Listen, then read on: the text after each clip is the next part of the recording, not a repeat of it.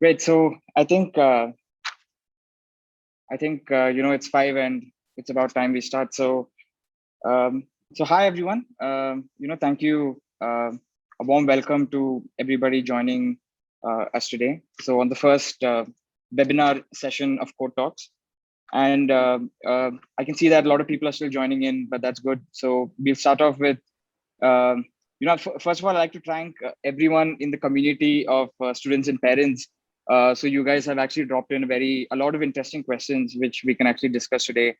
And also, we have a guest speaker here today. So Mr. Raghavendra Prasad, and a small introduction on Raghavendra Prasad. So Raghavendra Prasad, popularly known in our groups as Rags. So he's a technologist. He's been in the software industry for almost 25 years now, and he's also an angel investor. He works with numerous startups, and so currently he is the founder of Project StepOne, which is a nonprofit which started last year during the COVID time to help India fight COVID.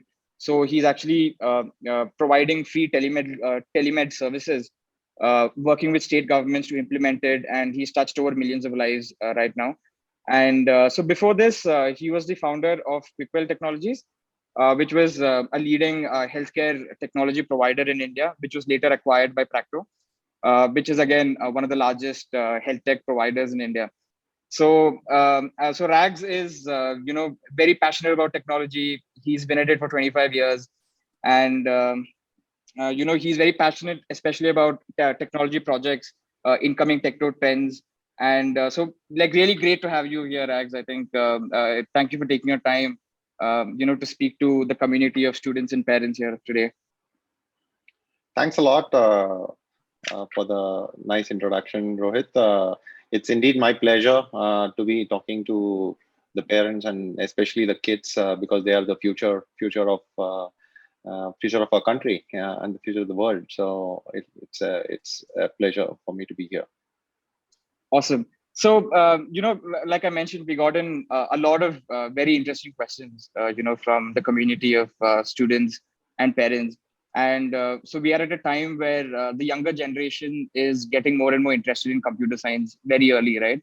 So because of access to resources, access of content, which is very easily available right now compared to how it was before. And a lot of curious minds are getting into like understanding technology at a very early age. How can I build things? How are these things built? Like what can I do with computer science? So, I think it's very important that, someone who is well established in the field like you, to give a good perspective to our younger generation, on how computer science. So if I have to ask you, like, how do you think computer science is sort of shaping up the world today? And in the future, how will computer science play a role in sort of everything around us? Yeah, so thanks for this question, Rohit. We are actually living in fascinating times. We are going through a profound change in civilization, and that's actually driven entirely by innovation in computer science, computing. Initially, it was the hardware revolution which paved the way for what we are seeing as a software-led revolution. And there is a person by name Mark Anderson who is the inventor of Netscape, which was one of the earliest browsers or the first commercial browser of the internet. And he's now a leading venture capitalist, founder of Anderson Horowitz, which is a widely successful venture capital firm. He had written almost close to probably about more than a decade ago, memo which was called "Software is Eating the World." It's actually as we are seeing, it's happening. Every industry in the world is systematically being changed or replaced by software. So software is dramatically changing the way all of us live, and that's causing a huge change. I think all of us are aware of the internet, right? Internet probably has been the biggest cultural force in world history ever, right? It's changed changed everything about humanity, right? The fact that all of us are not not in the same room, and we are able to talk to each other and interact and exchange ideas, and I'm able to speak to so many young people and their parents, is the power that's driven by computer science and specifically software, right? Software is eating the world. If you were to there's, I think, a great picture which got forwarded a couple of times on WhatsApp, which was how a desk was before and how the desk is now, right? We used to typically have a work desk with books and pens and an alarm clock, a torchlight. There's so many things which have gotten a GPS, right? We used to have them. We used to have cameras, right? In fact, there is somebody sent 50 things replaced by the mobile phone, right? So there are at least 50 gadgets, if not more, that the mobile phone has replaced, and actually all these 50 gadgets have their experience of these gadgets have been enhanced by the mobile phone, right? So, and each of these gadgets has now become an app on the mobile phone, right? So software, I think that's the best example of how software is eating the world. But that's from a personal device consumption standpoint. But every industry you can think of is being changed by software, or people who are able to use software in a creative, in a meaningful way to provide 10x or many more times the value to its users. I think all of us know how Uber has the largest taxi company in the world, but it's actually owns no taxis, right? There are so many. I think Booking.com is the largest hotel booking or hotel company in the world, hospitality company in the world, but they don't own any hotels, right? So every industry is systematically being changed and enhanced and replaced by software or software companies. So from that standpoint, I think the future is the world is going to be controlled by software, and people who are able to use software to be able to make leaping innovations in their industry. Yeah, I think that's very right. I think we went through the first evolution of internet, and then mobile phones powered by the internet, and then solving a lot of user problems. And now every industry we can think of is sort of transitioning, right, using software. So with this in mind, and with the role of computer science in today's world, so with all our young kids out there who are on this call, so what is very important for a young coder to know? Like so most of the people here are thinking about college, thinking about the future profession, but what is now, and all these people are actually learning some aspects of coding and software and computer science, right? So what do you feel is very important for a young coder to know at this age? Well, so I think there are I mean, I wish somebody had told me that there are a bunch of life skills in the world, right? I think there is communication, which is a very important life skill, right? And then there are so many life skills, right? There is critical thinking, creative thinking, decision making. People should, I think the kids should think of acquiring skills, all these life skills, and they should think of coding as one of the life skills. And coding is a very special life skill because it lets you use all the other skills that you've learned, right? It lets you use critical thinking. It needs you to be creative. It needs you to be assertive. So and also by coding, you can you're not only applying all the all the life skills that you have, but you're also improving on the life skills. So by getting into coding, you are actually getting yourself into like a loop, a virtuous loop, where you're enhancing your other life skills potentially, and also learning learning new ones. So that way, I think coding, I think, is an essential life skill going forward. Or software, knowing software. You mean as kids, I would another thing I would like to tell them is you may choose to not make coding your profession, right? That's fine. You may be interested in wildlife. You may be interested in making cars. You may be interested in space engineering.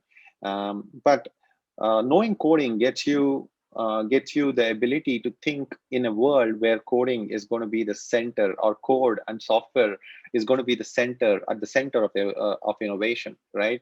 So it's very important for you to know what code can achieve, and orient your thinking so that you can you can take advantage and potentially solve great problems this world has, and make your life an extremely fulfilling one. So I mean, I feel one of the biggest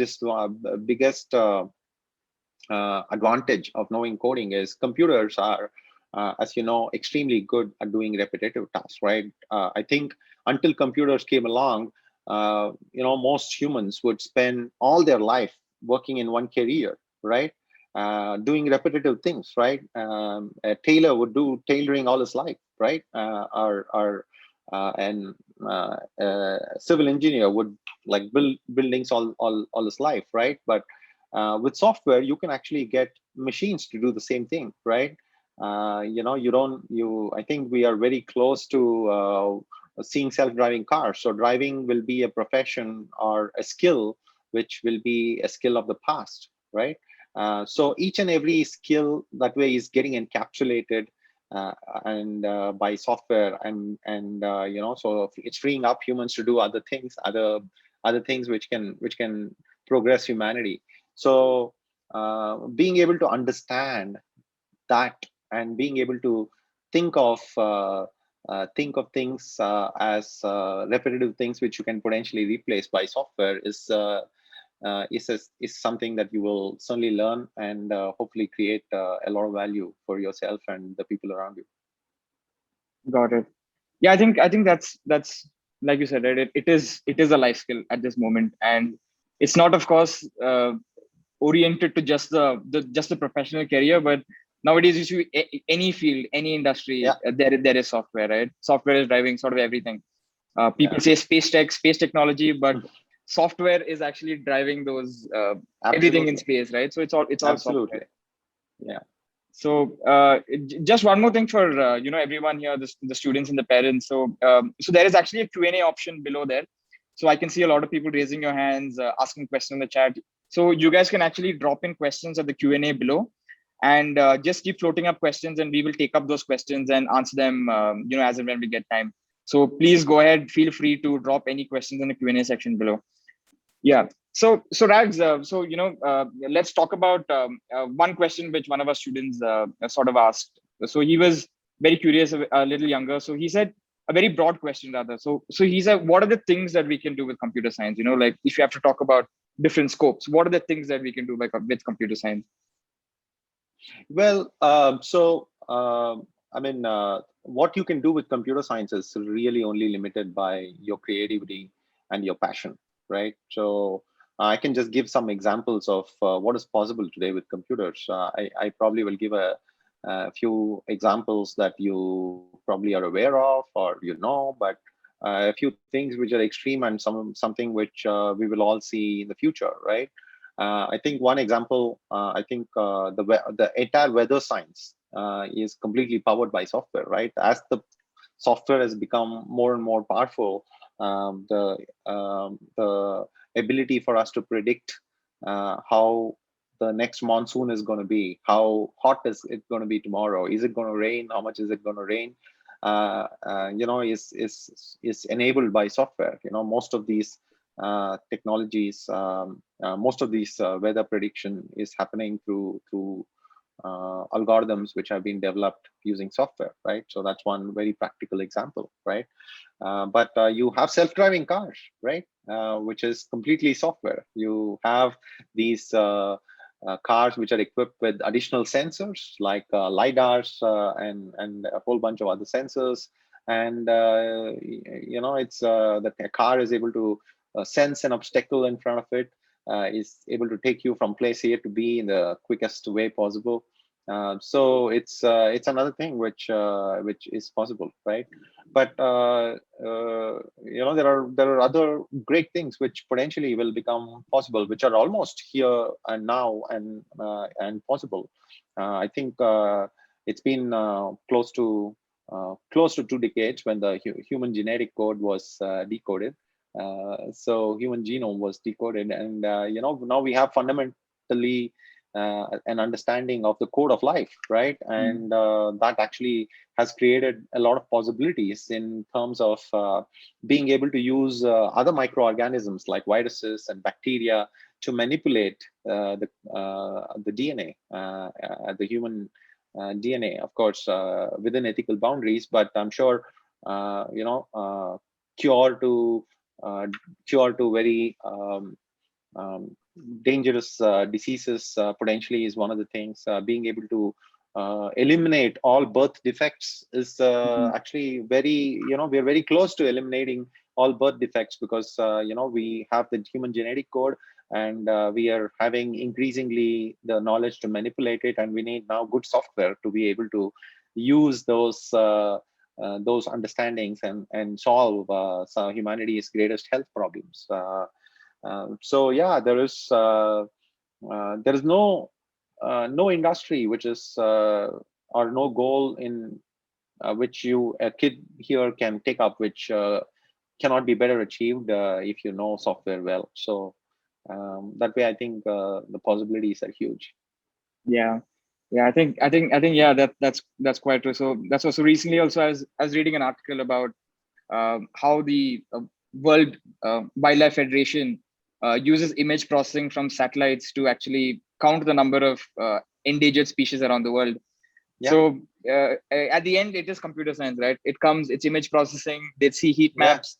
They actually, and then they define the count of yeah. I animals think around the world. yeah, I'm a avid wildlife enthusiast, and um,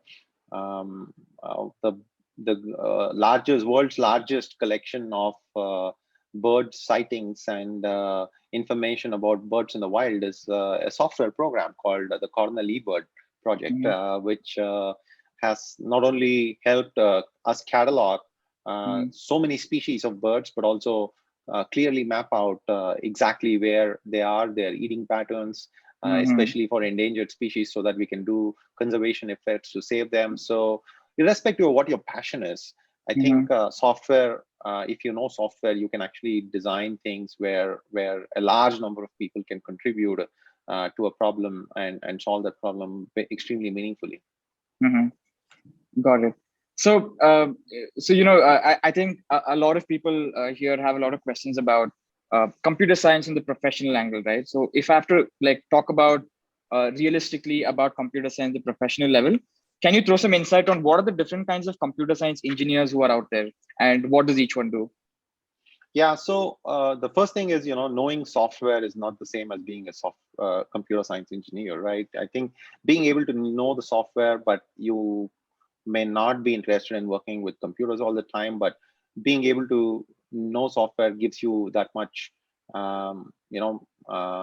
edge in whatever you want to do, because you probably will get other people to do that for you, but you will know what's possible because you know at least the fundamentals of what's possible, right?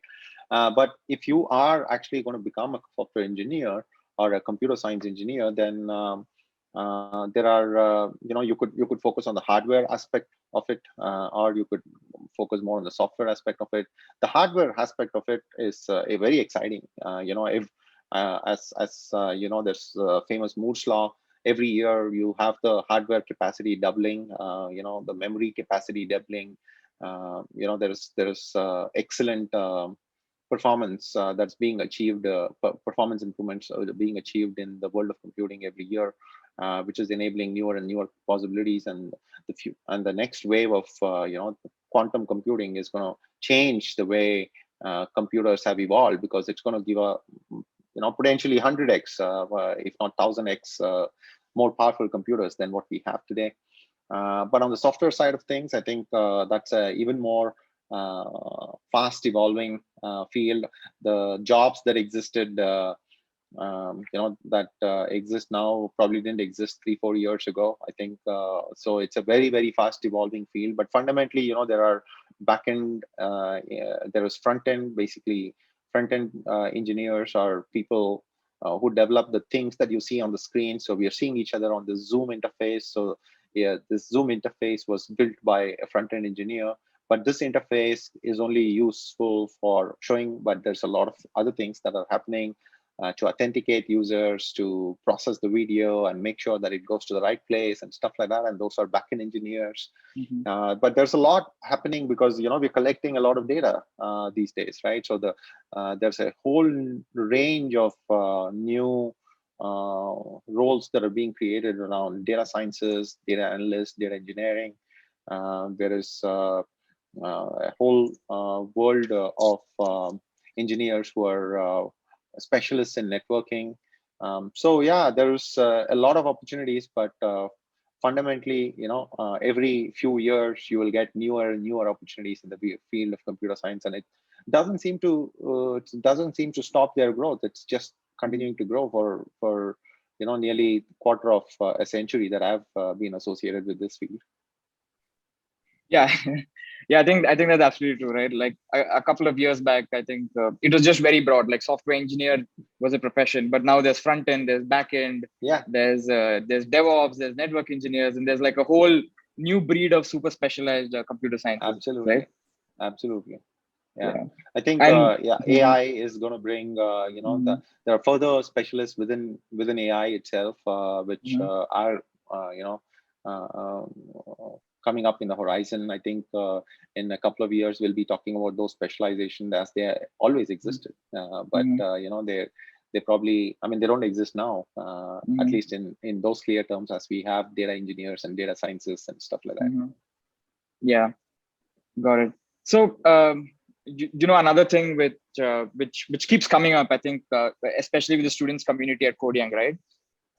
Is a very, I think it's a good question which you can answer probably, is that so learning the old languages, right? I think you finished college in 1997, and like C++, like really old languages, right? So a lot of people in the student community ask us, learning C and C++, will that still be relevant in the future? Will it be still applicable in the future? Is there any benefit in learning the primitive languages? So what is your view?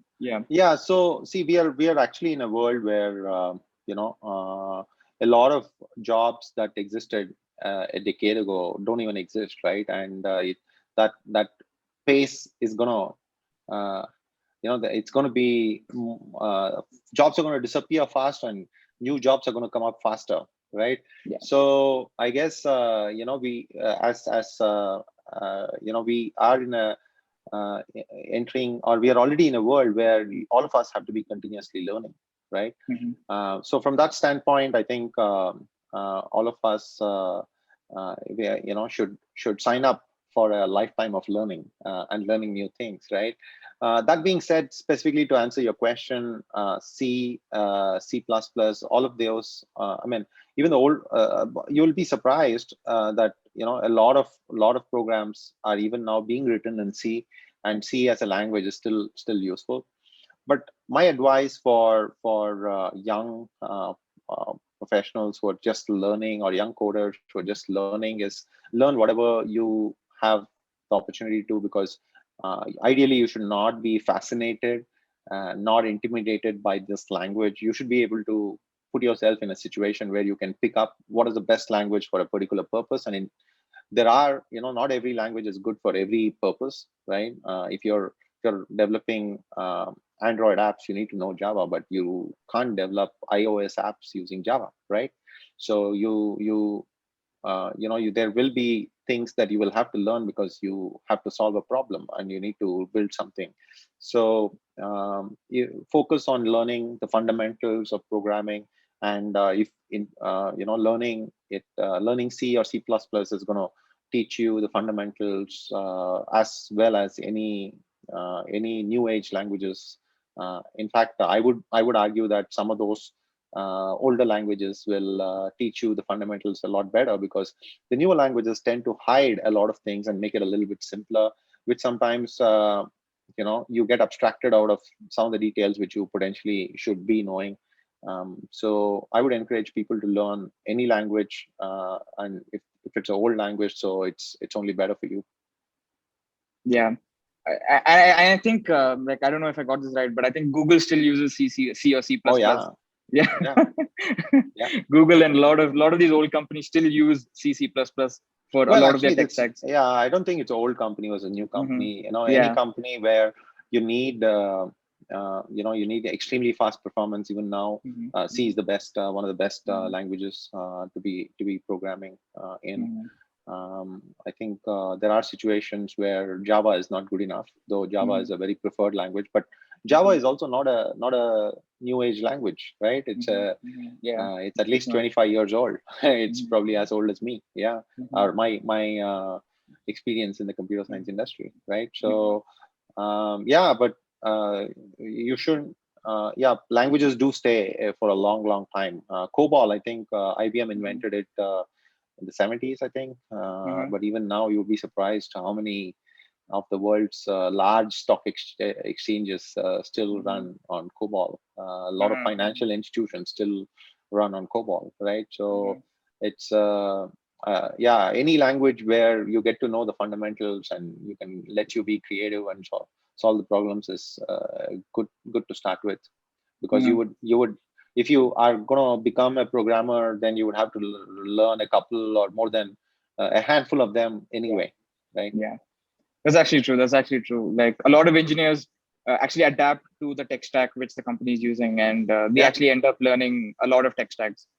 yeah. Another thing most of our students ask, I think one of the students have also popped a question here. So, is learning Python going to be an advantage, or there are many new languages, new tech stacks coming up every day? So, will I be learning something today which might be redundant in the future, which might not be applicable in the future? So, like, what do you think about that? Well, actually, as I said, like C or Java, Python is going to be around for a long, long time. So Hmm. if let's say, and as I said, we should all learn multiple things. So the chances are that if you want to be a serious programmer, then you will know not just Python, but you will also know a few other languages. But let's say you want to just stick to Python for some reason, don't want to learn anything else, but just want to stick to Python, but I'm sure you'll still see a lot of opportunity or a lot of areas where Python is still not only useful, but the best tool out there to work on. Yeah, got it. Yeah, okay. So, just moving on to some of the other questions which one of our students asked. So this is a very, very interesting question, right? So I got it. I felt this is such an amazing question, and I think it's right up your alley. And so the question is, so how can technology help, impact the lives of poor people in India? So it's more of like a reform sort of a question. So how can technology help impact the lives of poor people in India or around the world? Well, actually, I think technology is helping a lot of poor people around the world. It's already happening. I think in India, I give the example of weather. There is so much accuracy in our predictions of rainfall already, which is helping farmers pick what is the right crop that they should be growing. It can be a lot better, but already the benefits are there. I think the one of the biggest things that has happened in India is in India a lot of the money used to get taken away by the middlemen for a lot of the government schemes, and then for the past few years, most of the money that is meant to go to the poor people is going through something known as a direct benefit scheme, direct Mhm. benefit transfer scheme. So there are no middlemen. The government directly transfers the money to the accounts of the beneficiaries, and this is enabled purely by technology. Technology, number one, to authenticate that person, and that is Aadhaar, right? Aadhaar is actually a number, and that number is derived by encoding your fingerprints, your iris scan. It's all software which has enabled that, so it's making the Mhm. life of poor people a lot better. But Mhm. if you think about for example, Project StepOne, right? We have millions and millions of COVID affected poor people from different villages who are Mhm. able to access doctors through telemedicine. Mhm. And that's possible only because of technology, right? Mhm. So we are at a there is so much that the technology can can give poor people and improve the lives of people across not only India but across the world. Mhm. Yeah, I think even in terms of education, right? I think if you talk about education, it's created a large impact on on because of you get more Absolutely, access. Yeah. absolutely. A kid with a mobile phone which is connected to the internet, which has YouTube on it, is a lot more empowered than a kid sitting in the class, right? Mhm. Because there are so many ways that the kid can learn at their own space, with Mhm. video and access so many perspectives on the same subject, which would be hard for a physical teacher to communicate all. So Mhm. yeah, I think the world of uh, the world of education will also get hugely transformed by technology, Mhm. specifically software. Mhm. um, Yeah, and also like if you look at like Amazon and your Flipkart and all your guys, like everyone talks about bringing your local shops online, right? So it's enabling your merchants and your local vendors and everyone to do business online. So yeah, I think Absolutely. yeah, the foundational is actually very similar. That software is powering people with newer ways to run their business, newer ways to educate themselves, access to Yeah, more healthcare, all of that. absolutely. Yeah. So I think we can hop into some of the questions in the Q&A session. Yeah, I think I can see a very interesting question here. So, like, I think this is an example. So, how can computer science help global warming? How can computers help global warming? Sorry, by using computers that use energy, we are. So, how can computers help stop this? How can computers impact or computer science impact global warming? Well, actually, I think the entire weather science is dependent on.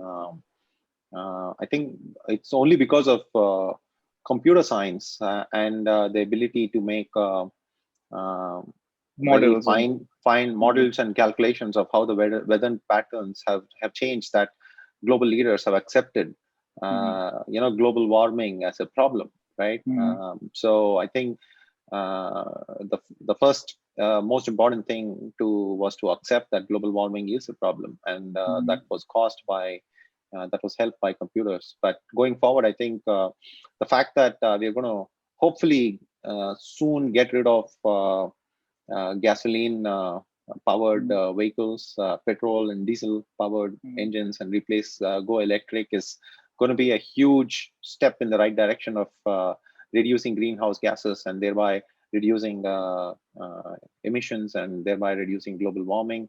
Mhm. And Yeah, I think there are many more ways by which global warming will be reduced, which is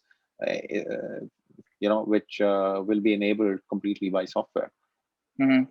Yeah, I think that's what you mentioned earlier, right? So improving efficiency and taking care of repetitive tasks. So I think computer science brings together data easily. Like we can hear now. I think maybe 10, 20 years back, most of research was done on paper and manual calculations. But now a lot of researchers and scientists are actually writing computer programs to do their modeling, to do their Yeah, calculations, and to feed data. So yeah, I think that is one very important way in which sort of it is you know changing the way even science and research how it is done traditionally. Uh, we okay so I think some flavor of the questions we are coming here is so some kids are asking that I do not want to have a computer science professional career, but I want to know how computer science can be applied in different professions. yeah, I mean, that's perfectly fine. I think um, the if you look at the current set of people who are driving the large industries which are changing. They are people who are, most of them are people who are fundamentally computer engineers, right? Mhm. Are people are uh, who who are fundamentally into software, and but I think we are hoping, or at least I feel computers is going to, and software and coding is going to become a life skill that it is not going to be something that is standalone, but something that everyone will know. So your passion uh, to solve a problem, knowing how computers and how software works is going to basically help you to do what you want in your desired field of passion, which could be space engineering or wildlife conservation or whatever. Yeah. So even I've heard of a lot of architects who are architects by profession, but who have the in-depth knowledge of how architecture is done, have actually started building softwares for doing architecture, right? And yeah, I think professionally, especially in the future where a lot of repetitive tasks is going to be sort of automated, I think knowledge of software plays a big role there. So we also have another question, I think. So the question is, what inspired you to become an engineer? Well, actually, I'm always looked up to people who create things, who bring new things to the world, and I always wanted to become one. And luckily, software enabled me to do that. I enjoy creating new things and giving to the world new ways of doing things, I guess. And it naturally followed. Engineering naturally kind of followed from that, and software actually made it much simpler because as a software engineer, the only thing that you need is a computer, which these days is accessible to everyone. And also, luckily, when I was growing up, I was privileged enough to have access to one. And I just was able to create things. So yeah, I guess it's the easiest way to create new things and make an impact right now. Or I would say the least barrier way, because if you want to do anything, for example, in chemical engineering, it could be a little bit. Yeah, you need a lot of things. Even civil engineering, right? You probably need a few things. But I think with computers, you can create a huge impact at a very low entry barrier. Got it. So I think one of us asking, who is your inspiration? Well, actually, Dr. APJ Abdul Kalam is a huge inspiration for me. He's I also have hugely inspired by Leonardo da Vinci, who was an engineer come artist, and yeah, there are so many others people whom I'm inspired by, but Dr. APJ comes always to my mind first, because he had a vision of India, which hopefully all the kids in this room will achieve because of their intelligence and brilliance. Got it. Okay, I think I think we're running out of time here, and we've extended a bit. But thank you, Rags, for joining us here, speaking to the community. I think we've got a lot of questions, so guys, don't worry. I think we will actually send answers to each one of your questions. Offline, we will email you guys. We will get back to you guys on the questions which are unanswered here. But thank you everyone for joining in. This was great. Thank you, Rags. Thanks for taking your time here. Thank you. Thanks for having me, and wishing all the kids the very best in their chosen careers. Thank you everyone. Thank you. Bye-bye. Thanks. Bye.